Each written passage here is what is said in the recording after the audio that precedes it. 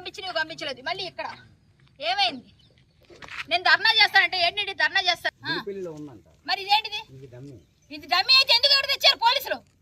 పోలీసులు ఎక్కడికి ఎందుకు పంపించారు? నా దగ్గర రికార్డు ఉంది. ఏదండి రికార్డు? ఇప్పుడు మీకు వినిపిస్తాను, వినండి. నేను ఆయనకి ఏం చెప్పాను సీఏ గారు, నేను మీకు పంపిస్తున్నాను, వినండి ఒకసారి. కావాలంటే ఇక్కడ నేను ఆయనతో చెప్పిన మాట నేను ఏమైనా కోల్పోయాను.